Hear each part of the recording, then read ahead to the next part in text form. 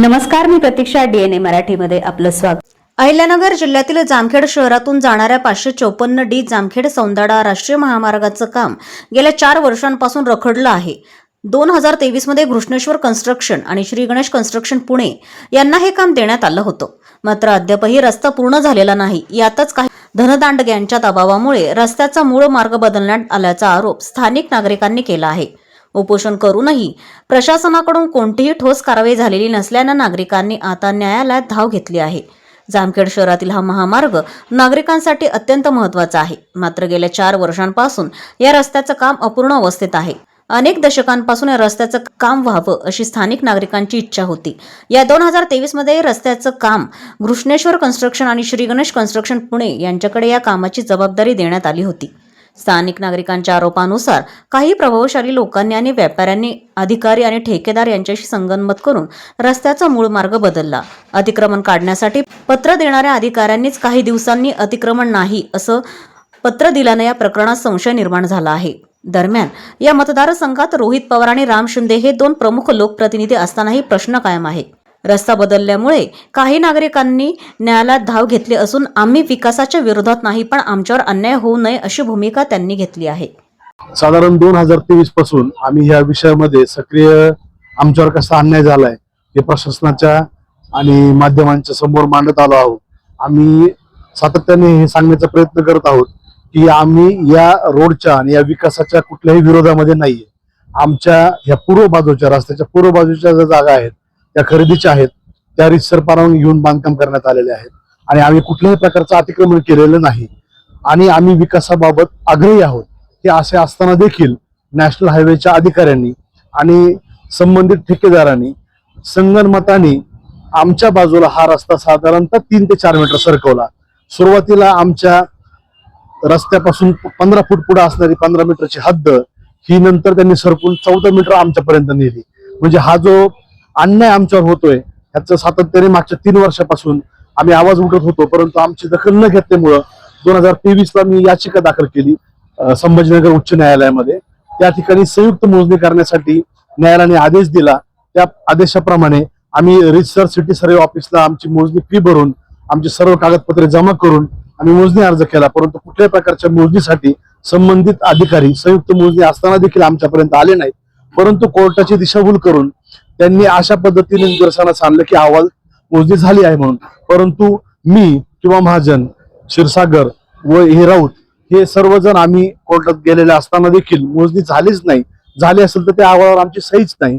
म्हणून आता रस्त्याचं काम चालू असताना देखील आम्ही हा रस्ता अडवला नव्हता, परंतु आम्ही रस्ता अडवला आहे अशा पद्धतीचं या ठिकाणी सामाजिक माध्यमातून आणि इतर काही माध्यमातून काही लोक आमच्या नावाने बदनामी करतात की आम्ही रस्ता अडवलाय, पण आम्ही रस्ता अडवलेला नव्हता.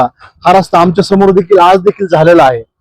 आम्ही रस्ता जर अडवला असता तर मग इथं होऊ दिला नसता. आम्ही विकासाबाबत आजही आग्रही आहोत, कालही होतो आणि उद्याही असणार आहोत. परंतु हे करत असताना जर तुम्ही 3 ते 4 मीटर रस्ता आमच्या बाजूला सरकवतायत, ह्याचे लिगली प्रूफ तुम्ही तपासा. ह्याचे सर्व चौकशी अहवाल तुम्ही या शासनाकडनं प्रशासनाकडनं मागून घ्या. याबाबत सामाजिक कार्यकर्ते अवधूत पवार यांनी जे उपोषण केलं आहे तो अतिशय रास्त मुद्दा आहे आणि आमच्यावर झालेला अन्याय त्या माध्यमातून नक्कीच दूर होईल याची आम्हाला खात्री आहे. आम्ही उद्याही या विकासाबाबत आग्रही आहोत, परंतु 1ही इंच आमच्यावरचा अन्याय आम्ही सहन करणार नाहीत. आमच्या गटाची हद्द डिवायडर झालेल्या रस्त्यापर्यंत जाते. म्हणजे साधारण आमच्यापासून 25 फूट रस्ता हा मोकळा असतो. जर नियमाप्रमाणे रस्ता झाला तर 20 फुटाची पार्किंग आमच्या समोर मोकळी राहील. अशा असताना गटरीच्या माध्यमातून गटर आमच्याकडे सरकवण्याचा प्रयत्न केला. तो कोणी केला, कसं केला हे सर्व जामखेडकर ज्ञात आहेत. आम्हाला कोणावरही टीका करायची नाहीये, फक्त आमच्यावर अन्याय होऊ नये आणि आम्हाला न्याय मिळावा एवढीच आमची मागणी आहे. या आपल्या माध्यमातून आमच्यावर झालेला अन्याय नक्कीच दूर होईल अशी आम्हाला खात्री आहे आणि विकासाबाबत कायम आग्रही आणि सकारात्मक राहून आमची जी काही मदत लागेल ते आम्ही यापुढे करू असं आम्ही या ठिकाणी तुम्हाला आश्वस्त करतो. राष्ट्रीय महामार्ग 548D हा गेले 3 ते 3.5 वर्षापासून याचं काम रखडलेलं आहे. तर 3-3.5 वर्षापूर्वी खरडा चौक, जय हिंद चौक या ठिकाणचे 200 टपरीधारक यांचं हातावरचं पोट होतं, त्यांना विस्थापित केलं आणि जी मोठाली बांधकाम आहेत हे धनदांडग्यांना अद्यापपर्यंत 3.5 वर्ष झालं त्या कुठलंही नियमात जे बसतंय, जे राष्ट्रीय महामार्गाच्या हद्दीतलं जे अतिक्रमण आहे, हे शासन कुठलं काढायला तयार नाही. गोरगरिबाच्या टपऱ्यावर त्यांनी नांगर फिरवला.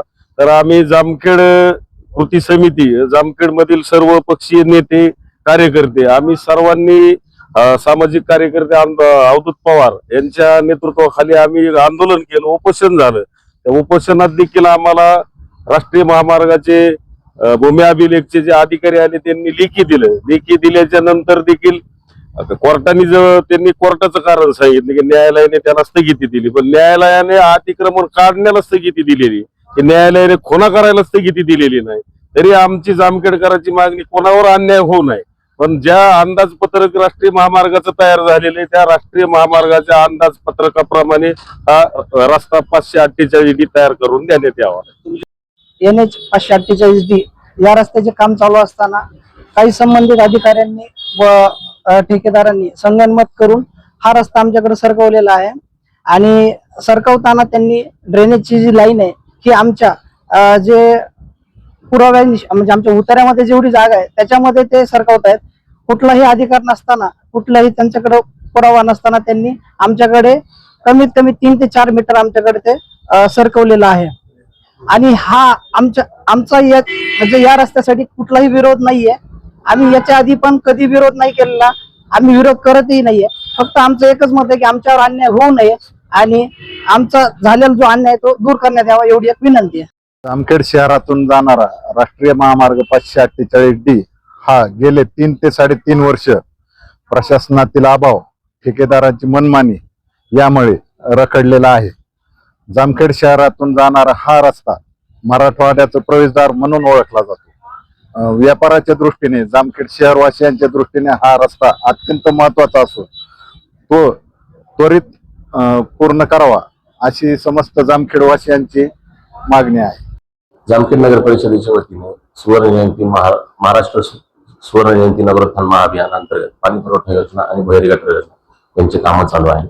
त्या कामांच्या पूर्ततेकरता राष्ट्रीय महामार्गाच्या शेजारी, राष्ट्रीय महामार्ग हद्दीच्या बाहेरील बाजूस 3 ते 6 मीटर एवढी जागा आपल्यासाठी अपेक्षित आहे.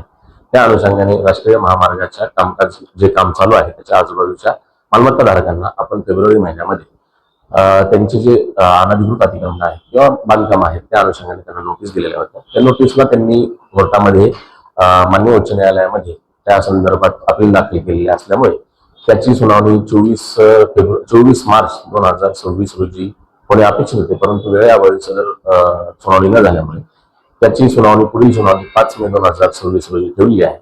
त्या सर्व अतिक्रमणधारकांना आपण या पूर्वी देखील नोटीस दिलेली आहेत आणि या नोटीसच्या अनुषंगाने सदर मालमत्ताधारक हे उच्च न्यायालयामध्ये गेलेले असताना सदर मुद्दा हा सध्या न्यायप्रविष्ट आहे.